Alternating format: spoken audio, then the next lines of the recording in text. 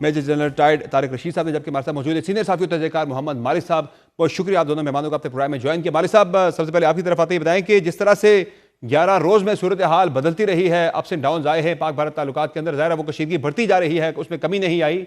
क्या कहेंगे, एक दो मरतबा कोशिश हुई भी भारत की तरफ से कि हमला कर दिया जाए। अता साहब ने तो एक मरतबा कह भी दिया था कि 24 से 36 घंटे बड़े इंपॉर्टेंट है, हमला हो सकता है। तो फिर ऐसा क्या हुआ कि यह हमला नहीं हो सका? कुछ बड़ी अहम मालूमात भी आपके पास, जरा शेयर करेंगे? समझ 2019 और 2025 में बड़ा फर्क है। जी हाँ। 2019 की पाकिस्तान की एयरफोर्स और 2025 की पाकिस्तान की एयरफोर्स बहुत बहुत फर्क आ गया। और मैं सुबह भी अपने चैनल में बता रहा था कि मुझे मौका मिला तमाम अपना कमांड स्ट्रक्चर देखने का एयरफोर्स का, और बहुत सी चीज़ें, और 80% चीज़ें तो हम ऑन एयर बता नहीं सकते, लेकिन जो 20% बता सकते हैं उससे ज़्यादा उनको खुद भी पता लग गया। देखें, 2-3 बारी जो उन्होंने कोशिश की, और ये जो परसों रात की 4 राइफल उन्होंने उड़ाए, और फिर कश्मीर वो अम्बाला से उड़े, और फिर कश्मीर के बाद उनको लैंडिंग्स भी करनी पड़ी बड़ी अचानक। वो उनको अब अंदाज़ा हो गया है कि जो हमारा डिफेंस मैकेनिज्म है, हमारा जो रेडार्स हैं, हमारी जो मिसाइल पावर वो बड़ी इन्हांस हो गई है। और जो ये मोदी साहब खप डाल रहे थे ना 2019 से, आपको याद है, बड़ा इन्होंने बैन डाले थे, अगर राइफल होता तो ये होता। हाँ जी, राइफल वाला जो इनका एडवांटेज था, यकीनन बहुत बड़ा एडवांटेज है, लेकिन उसको J10 ने बराबर कर दिया। जी हाँ। और दोनों 4.5 कैटेगरी के हैं, 19-20 का फ़र्क है। लेकिन 19-20 के फ़र्क के बाद हमने जो बहुत ज़बरदस्त काम हुआ है पिछले 3 साल, साढ़े 3 साल में, एक तो आपके रेडार्स, एक आपकी दूसरी जैमिंग फैसिलिटीज़, इन तमाम चीज़ों ने बहुत फ़र्क डाला। और बहुत सी चीज़ें मैं शेयर नहीं कर सकता फॉर ऑब्वियस रीज़न्स, लेकिन मैं आपको इतना बता दूँ, अगर आप टेक्नोलॉजी में आएँगे, मिसाइल पावर में आएँगे, अगर आप जहाज़ों की कंपैटिबिलिटी में आएँगे, तो बहुत बड़े सरप्राइज़ेज़ हैं, और ड्रोन्स के मामले में भी बहुत बड़े सरप्राइज़ेज़ हैं। जो ख़तरनाक बात है, और जो होते-होते उस दिन रुक गई है, कि हम जहाज़ों को समर बॉर्डर क्रॉस करने की ज़रूरत नहीं है। जी हाँ। अगर वो ब्रह्मोस लेके आते हैं, तो उनकी 500 मील की रेंज ठोक देता है वो मिसाइल। हमारे पास भी 350 प्लस टाइप के हैं, लेकिन बियॉन्ड द एक विजुअल रेंज। एडवांटेज है। हाँ, बियॉन्ड विजुअल। नहीं, मैं मिसाइल की रेंज की बात कर रहा हूँ। जो आपकी बियॉन्ड विजुअल रेंज है, उसमें हमारा और उनका तकरीबन 30 मील का फ़र्क है, जो हमारे पास ज़्यादा है। हम्म। ये सुनने में 20-30 मील शायद आम आदमी को इतने ना लगे, लेकिन कॉम्बैट में बहुत बड़ा फ़र्क है। ऐसा ही है। और राइफल तो उन्होंने ले लिए हैं। जो एक चीज़ इंटरेस्टिंग मैंने अब समझ आई है बहुत से एयरफोर्स जी। के पायलट से बात करके और कमांड के लोगों से, कि एक होता है इंडक्शन ऑफ इक्विपमेंट, कि आपने इक्विपमेंट खरीदा, डाल लिया। एक उसका है ऑपरेशनलाइज करना। ट्रू। हमारी जो ऑपरेशनलाइज हुए हैं, वो हमारे बड़े ज़बरदस्त तरीके से हुए हैं।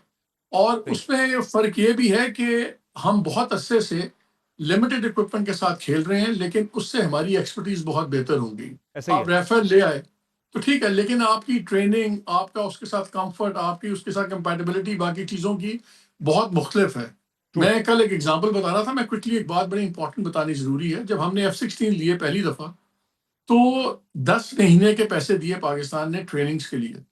4 माह बाद अमेरिकनों ने आपको कहा कि जी आपके pilots they don't need to train any more, ये बेशक वापस चले जाएं। हमने तो पैसे दिए हुए थे, फिर यहाँ की हाई कमांड ने कहा कि नहीं, वो 6 महीने क्यों फिर डिस्टेंट हो, वो वहीं पे रहें। सो जो 10 महीने की ट्रेनिंग थी, हमारे पायलट्स ने 4 महीने में कर ली, बिकॉज उससे पहले भी अमेरिकन इक्विपमेंट और ट्रेनिंग स्टाइल सही। उस पर वो काम कर रहे थे। सिस्टम ये में फिर सारी इंटीग्रेट जिंदगी। करना भी बड़ी एक अहम चीज होती है हाँ, इक्विपमेंट सो को। इनके लिए बहुत बड़े सरप्राइजेस हैं, और अभी भी आपकी बहुत से ऐसे इंसिडेंट्स की वहाँ जैमिंग्स हुई, और कुछ और अ, आप कह लें मस्तियाँ की हम लोगों ने, जो इंडियंस को पता है। सही है। और उनको पता है कि आर एबिलिटी, खाली जहाज़ों से जंग नहीं लड़ी जाएगी सही है। आज के ज़माने में। आपका सपोर्ट सिस्टम क्या है, आपका काउंटरिंग सिस्टम क्या है, उसमें माशाल्लाह we are not behind in any way. यही नुकता हम रखते हैं major general retired Tariq Rashid साहब के सामने। सर ये बताएं कि वो नरेंद्र मोदी का कहना कि राफेल होते तो हालात मुख्तलिफ होते, अब तो राफेल भी आ गए हैं, फिर ऐसा क्या है जो भारत को रोके हुए है किसी भी तरह का मिस एडवेंचर करने से? देखिए, वो उनकी मतलब ख्वाहिशें तो बेतहाशा होंगी कि कुछ ना कुछ खिफ़त मनाने के लिए कोई फेस सेविंग हो जाए, बट मेरा नहीं ख्याल कि अब उनके पास इतनी भी अपॉर्चुनिटी है कि वो फेस सेविंग के लिए कोई ऐसा कदम उठाएं, बिकॉज हमने तो उनको कह दिया है कि आपका जो भी एक्शन होगा छोटा बड़ा, हमारा रिस्पांस उससे एक दर्जे बढ़ के उससे ज़्यादा पेनफुल होगा। अब सही। ये चॉइस उनके पास है। देखिए सही है। उनके पास कैपेबिलिटी तो है और इंटेंशन जो ओवरनाइट चेंज हो जाती हैं, लेकिन लेटली जो खबर आई है चाइना से कि उन्होंने अपनी जो है मिलिट्री डील शुरू कर दी है हिमालय के पहाड़ों में, गलवान वैली के पास, तो जहाँ पहले ही उन्होंने लास्ट जो 2020 में उनके जी हाँ। साथ झगड़ा हुआ था तो उसमें 2000 स्क्वायर किलोमीटर का इलाका कब्जा कर लिया था। और चाइना ने साथ ये भी स्टेटमेंट दे दी है कि अगर पाकिस्तान की सॉलिडेरिटी, इंटेग्रिटी या उनकी जो है सॉवरेनिटी को अगर चैलेंज हुआ तो चाइना पाकिस्तान के साथ खड़ा होगा। और जो जो एक्सरसाइजें की हैं मिलिट्री की, वहाँ जो ड्रिल्स हो रही हैं, सही है। उसमें भी उन्होंने कहा है कि हम यहाँ पे इसलिए ड्रिल कर रहे हैं हालात- टू इंश्योर कि हालात यहाँ जो को है रीजन वो- में बड़ी इंस्टेबिलिटी ना हो। हालात जो हैं वो भारत के बिल्कुल जो है उनके खिलाफ जाते हुए नजर आ रहे हैं। मालिक साहब, ये जो स्टैंड ऑफ है 11 दिन से बरकरार है, क्या लग रहा है ये कब तक बरकरार रहने का इम्कान या इसके खदशात मौजूद हैं?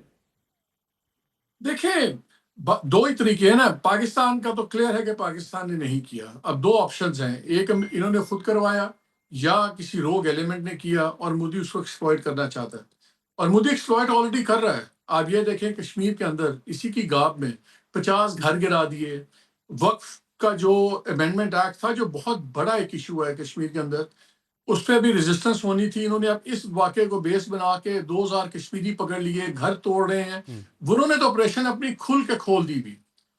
एक जो सेटबैक हुआ है कि इस मामले में दुनिया में किसी ने भारत को सपोर्ट नहीं किया। पाकिस्तान का उनका ये बयानिया नहीं बिका कि पाकिस्तान इन्वॉल्व। आई थिंक इसमें बहुत बड़ी मूव पाकिस्तान ने बड़ी अच्छी की थी जब इन्होंने कहा कि अब इंटरनेशनल इन्वेस्टिगेशन करें, हम हाजिर। जी हाँ। उससे बहुत बड़ा एक उनके जिसको कहते हैं ना, डंक निकल गया उसके अंदर से जी हाँ। कि हम कहते हैं we have got clean hands. उस पर भारत बिल्कुल खामोश है। आप इनको नॉर्मल यार्डस्टिक से इनको जज नहीं कर सकते। ठीक हो गया। मोदी, अमित शाह, ये बड़े बदबूदार मजहबी जुनूनी इंसान है। इन्होंने तो आपको याद नहीं, गुजरात में जी हाँ। 2000 बंदा मार दिया।